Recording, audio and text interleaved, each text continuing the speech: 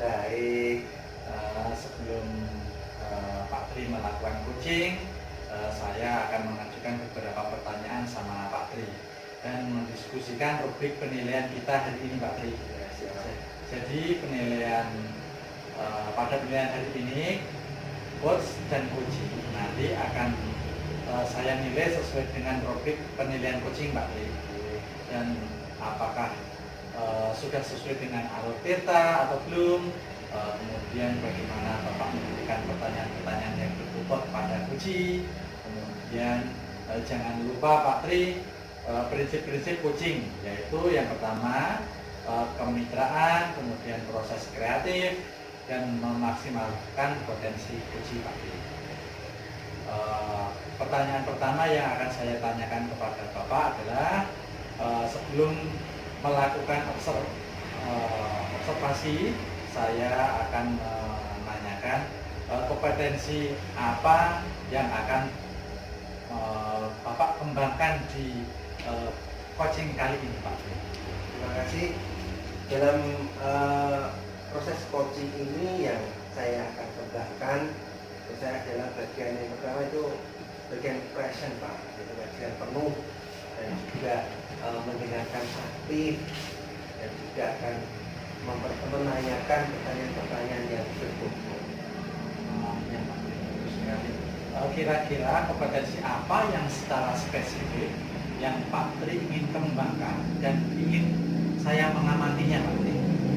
Itu di bagian mendengarkan aktif dan juga memberikan pertanyaan-pertanyaan yang berbobot. Oke, Pak Tri. Berarti nanti akan yang saya tekankan pada supervisi ini yaitu pada proses mendengarkan aktif dan pertanyaan yang berbobot ya, Pak Tri ya? Iya. Oke, Pak Tri. Kemudian selanjutnya yaitu apa harapan dari Pak Tri kepada coaching setelah Pak Tri melakukan coaching? Yang saya harapkan bahwa saya ingin coaching saya nanti itu bisa menemukan solusi, Pak. Solusi dari masalahnya dan juga akan menemukan langkah-langkah dalam dia menyelesaikan masalah itu sendiri.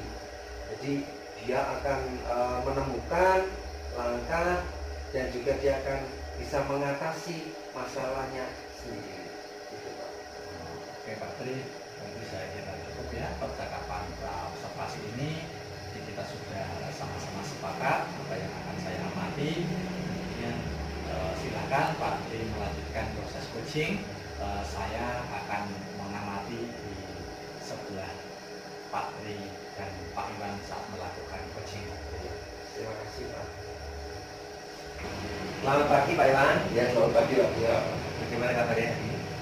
Baik, Pak. Kondisi luar biasa ya. Sepertinya Pak Iwan kok kurang bersemangat sih. Ada sesuatu yang mengganggu pikiran Bapak itu, kalau boleh cerita dong sama saya. Iya, Pak. Sebenarnya memang ada yang mengganggu di pikiran saya selama ini, Pak. Tapi ketika saya mau cerita ke Bapak itu saya takut karena Bapak itu orangnya sibuk. Saya takut mengganggu kesibukan dari Bapak. Tidak Pak Iwan, tidak. Dan hari ini saya juga free hari ini, pasal free dari kegiatan saya. Silakan boleh dong cerita. Mau cerita apa sih kira-kira? Iya, Pak. Jadi saya itu merasa sedih karena murid saya itu semakin hari itu semakin berkurang. Jadi saya takut ketika nanti berkurangnya turun drastis itu setelah saya akan direkrut dan itu menjadi ketakutan bagi saya, Pak. Dan di lain sisi ya memang nanti itu bagaimana, saya kan merasa malu, Pak. Terus semuanya Pak Iwan direkrut dan ditutup gitu kan. Saya sendiri itu malu, Pak, gitu, Pak. Gitu ya, jadi penurunan murid, jadi Pak Iwan merasa tidak pede, jadi malu gitu ya, merasa gagal gitu. Nah, apalagi kalau ada kegiatan regrouping itu, ya yang membayangkan malu ya, gitu ya Pak. Dan kalau boleh tahu sekarang berapa sih muridnya? Murid saya sekarang itu ada 74 itu pun dari kelas 1 sampai kelas 6 Pak. Jadi per kelas hanya sekitar belasan anak itu Pak. Iya, oke. 74 Pak. Oke. Kelas 1 dari kelas 1 sampai kelas 6 ya. Oke. Kalau dulu boleh diceritakan kira-kira berapa? Kalau dulu ketika saya masuk ke sini itu masih banyak Pak. Itu ada sekitar 100 lebih murid sini, tapi berjalannya waktu itu berkurang sampai sekarang itu hanya ada sekitar 74 siswa. Oh iya. Ini memang turunannya sangat bagus sekali ya. Kalau menurut pengamatan Pak Iwan itu sendiri, kira-kira apa sih sebabnya Pak penyebab dari penurunan siswa itu? Iya.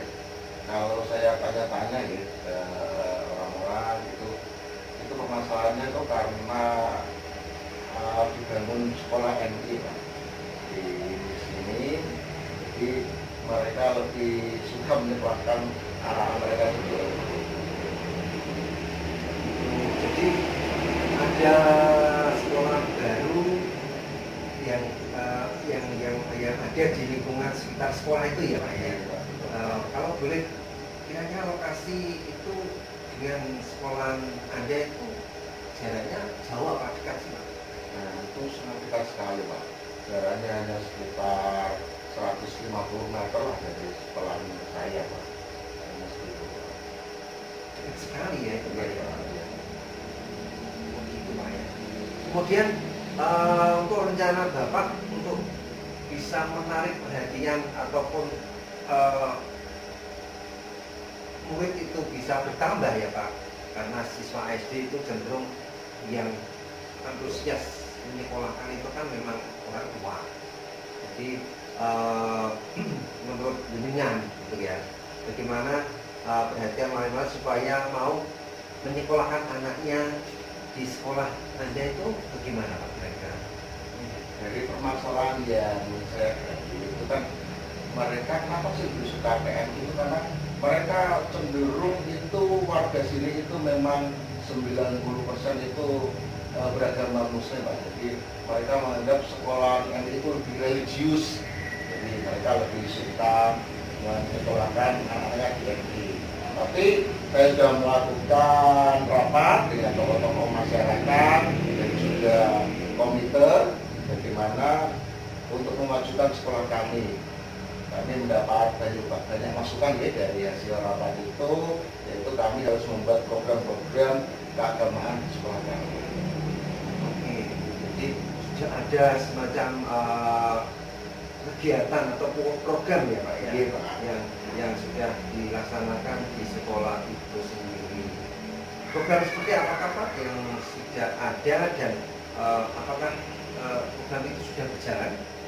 Ya, alhamdulillah Pak, programnya memang sudah kami jalankan, yaitu kami membuat program keagamaan yang bagaimana kami dapat bersaing dengan MI gitu Pak. Jadi kami membuat program itu seperti sholat duha, sholat duhur berjamaah di setiap hari. Jadi selain itu kami juga rutin melaksanakan Asmaul Husna di pagi hari dan membacakan surah-surah pendek setiap pagi sebelum masuk kelas. Dan pada kegiatan Ramadan juga kami membuat kegiatan-kegiatan seperti tadarusan dan juga kegiatan yang lain. Bagus sekali itu Pak, mantap itu Pak. Nah, terus bagaimana Pak untuk hasilnya? Menurut Pak Iman itu sampai saat ini hasilnya dari program itu semua bagaimana Pak? Ya, ketika kami sudah mencoba melaksanakan program itu sudah ada hasil yang lumayan bagus menurut saya Pak. Jadi yang kemarin kelas 1 itu kami hanya mendapat 8 siswa Pak. Jadi kami mendapat 8 siswa yang sekarang sudah naik di kelas 2. Tapi untuk tahun ini kami bisa mendapatkan itu ada sekitar 18 siswa Pak. Bahkan di TK sebelah ya, yang TK notabene memang itu adalah relasinya dari MI, itu sudah ada satu anak yang sekolah di sini Pak. Jadi orang tuanya untuk mendapatkan sekolah di sini. Gitu ya, luar biasa sekali Pak. Jadi ini bagus dan memang menarik sekali, ya. Menarik sekali buat saya ini Pak. Terus kira-kira rencana apa lagi yang menurut Bapak dapat meningkatkan kepercayaan diri paling murid itu Pak? Dengan program yang tadi Pak yang sudah kami lakukan itu merasa kami itu sudah berhasil. Jadi kami akan menambah program-program baru yang notabene memang lebih bernuansa Islami lagi, yaitu seperti kami akan mengadakan ekstra rohana Pak. Jadi kami ingin membuat anak-anak kami itu berpotensi bukan hanya di lingkup sekolah, tapi mereka bisa berdampak bagi masyarakat dengan rohana yang akan mereka pelajari dan juga membuat ekstra tilawah. Oke, mantap, bagus ini Pak. Program yang memang benar-benar nanti bisa diterima di masyarakat, bisa bermanfaat bagi masyarakat. Ini memang bagus sekali Pak, dan ini sangat memberikan pengalaman dan memang memberikan warna baru untuk di sekolah-sekolah negeri ya Pak. Sedangkan komitmen apa yang akan Bapak lakukan untuk meningkatkan minat paling murid serta mensukseskan program-program tersebut? Kami memang berkomitmen untuk akan terus bersinergi ya Pak dalam melakukan program tadi dan konsisten program yang sudah berjalan dan akan segera melaksanakan rencana program yang baru tadi dengan penuh tanggung jawab. Oke, ide yang sangat bagus sekali Pak, ide yang sangat bagus sekali, dan itu memang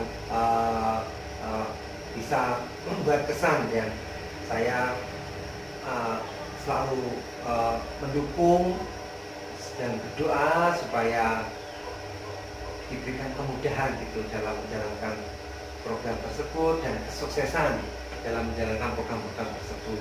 Oke, dan juga akan mengembalikan kepercayaan wali murid untuk bisa menyekolahkan anaknya di sekolah Pak.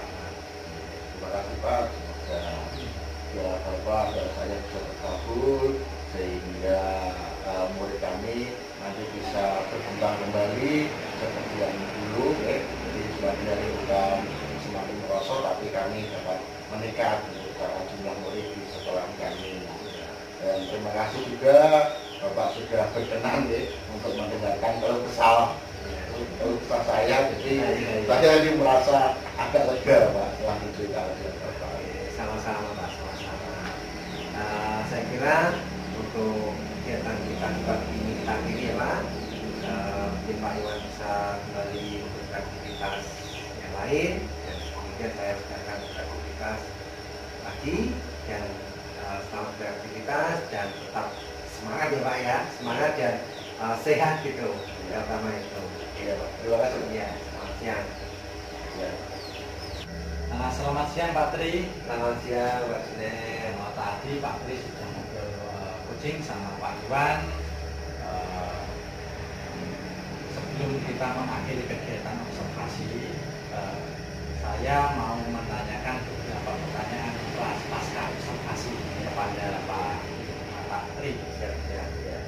Yang pertama, apa saja yang sudah Bapak lakukan pada saat melakukan kegiatan coaching terkait dengan indikator ketercapaian yang Pak Tri inginkan? Dalam melakukan coaching tadi, saya sudah melakukan coaching dengan sesuai dengan alur kita, yaitu dengan menanyakan tujuan, identifikasi masalah, perencanaan aksi, dan juga keputusan yang bertanggung jawab.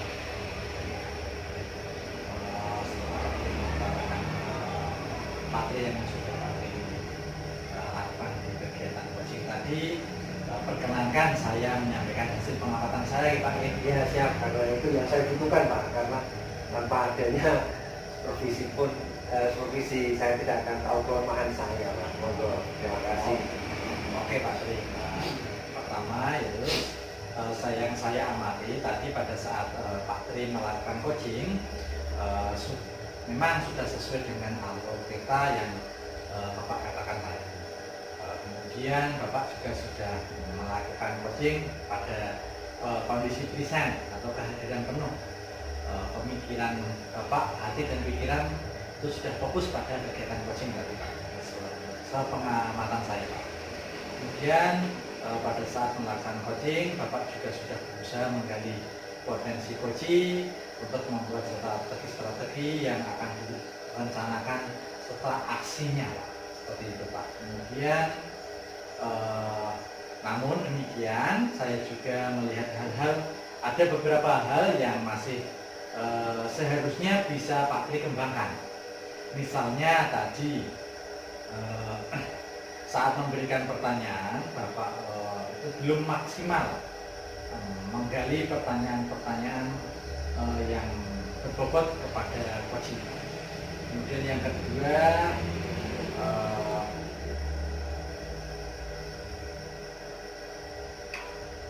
Pak Tri juga belum bisa kurang bisa menggali potensi yang ada pada coaching, sehingga coaching bisa menemukan permasalahannya serta menyelesaikan permasalahannya secara mandiri Pak Tri, seperti itu Pak Tri.